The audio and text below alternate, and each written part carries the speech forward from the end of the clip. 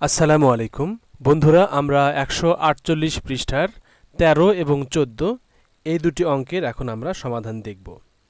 এখানে 13 নম্বরে বলেছে তথ্য ও উপাত্ত কি, মানে তথ্য কি এবং উপাত্ত কি, এই দুটা কি জিনিস সেটা আমাদেরকে লিখতে বলেছে। আর এটা উদাহরণের মাধ্যমে উপস্থাপন করো, মানে উদাহরণ দিয়ে এটা আমাদের বুঝিয়ে লিখতে হবে। তাহলে আমরা যদি সহজ কথায় লিখতে চাই আমরা এইভাবে লিখতে পারি, কয়েকটি উপাত্ত যদি একটি অর্থ প্রদান করে তাকে তথ্য বলে। কয়েকটা উপাত্ত মিলে যদি একটা অর্থ প্রদান করে, অর্থাৎ আমরা যদি কিছু ইট দিয়ে যদি একটা ঘর তৈরি করি তাহলে সেখানে কিন্তু আমরা কয়েকটা ইট ব্যবহার করে একটা ঘর তৈরি করলাম, তাহলে ইটগুলোকে আমরা উপাত্ত বলতে পারি, আর এই যে ঘর এটাকে আমরা তথ্য বলতে পারি। তাহলে কয়েকটি উপাত্ত যদি একটি অর্থ প্রদান করে তখন তাকে তথ্য বলে। এখন আমরা জানলাম তথ্য কাকে বলে, এখন এই পর্যায়ে আমরা দেখব উপাত্ত কি।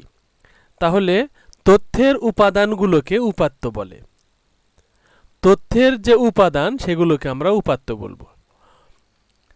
আচ্ছা, যেমন এখানে 80 ও 90 দুটি উপাত্ত, এই দুটা দ্বারা আমরা এখানে আপাতত কিছুই বুঝতে পারছি না, কোনো অর্থ প্রদান করছে না যে 80 জন মানুষ নাকি 80 নাম্বার নাকি 90, মানে এটা দ্বারা কি বোঝাচ্ছে সেটা কিন্তু এখানে পরিষ্কার নয়, অর্থটা আমাদের এখানে ফুটে ওঠেনি।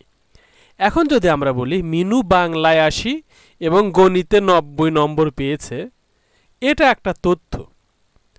তাহলে আমরা দেখো শুধু 80 এবং 90 এইগুলোকে আলাদা আলাদাভাবে আমরা উপাত্ত বলবো, আর যখন এই উপাত্তগুলো দিয়ে একটা পরিপূর্ণ অর্থ প্রকাশ করেছে তখন এটাকে আমরা তথ্য বলবো।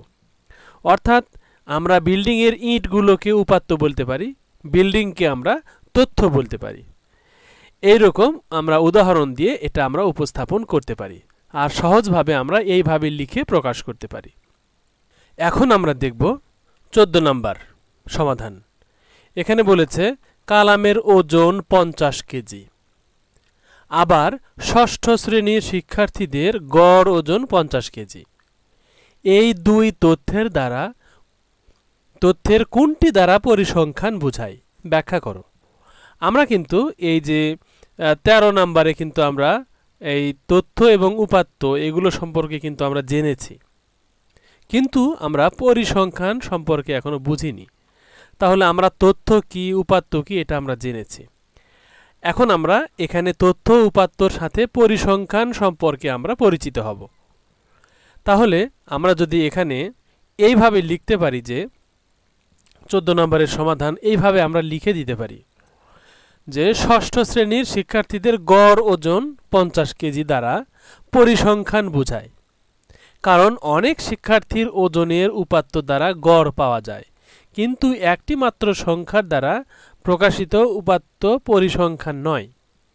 আচ্ছা, এখানে আমাদের একটা বিষয় ক্লিয়ার হলো যে উপাত্ত হলো সবচেয়ে ছোট, কিছু উপাত্ত মিলে একটা তথ্য তৈরি হয়, আবার অনেকগুলো তথ্য মিলে পরিসংখ্যান তৈরি হয়। তাহলে আমরা বলতে পারি সবচেয়ে ছোট উপাত্ত, তার চেয়ে বড় তথ্য, তার চেয়ে বড় পরিসংখ্যান। আচ্ছা, তাহলে এখানে আমরা কালামের যে ওজন 50 কেজি এটা একটা তথ্য, আর শুধু 50 এটা একটা উপাত্ত। আবার দেখো ষষ্ঠ শ্রেণীর সকলের ওজন করা হয়েছে, সেগুলোর আবার গড় করা হয়েছে, তার মানে অনেকগুলো তথ্য মিলে সেটা হয়ে গেছে পরিসংখ্যান। তাহলে এখানে আমরা বলতে পারি যে এটার দ্বারা যে ষষ্ঠ শ্রেণীর শিক্ষার্থীদের ওজন 50 কেজি দ্বারা পরিসংখ্যান বোঝাচ্ছে। কারণ কি, কারণ ষষ্ঠ শ্রেণীতে তো মাত্র একজন শিক্ষার্থী নাই, অনেকগুলো শিক্ষার্থী আছে, এরকম অনেকগুলো শিক্ষার্থীর অনেকগুলো তথ্য মিলে গড় করে একটা পরিসংখ্যান পাওয়া গেছে। আর কালামের ওজন 50 কেজি শুধুমাত্র এতটুকু একটা পরিসংখ্যান নয়, এটা একটা তথ্য, আর শুধু 50, এই যে শুধু 50 এটা একটা উপাত্ত। তাহলে এইভাবে আমরা বুঝিয়ে লিখে এটার অ্যান্সার প্রকাশ করতে পারি, অথবা সর্বনিম্ন আমরা এই কয়েকটা লাইন লিখে দিয়েও এটার অ্যান্সার লিখতে পারি। তাহলে এখনকার মতো এই ভিডিও এখানেই রাখছি। আল্লাহ হাফেজ।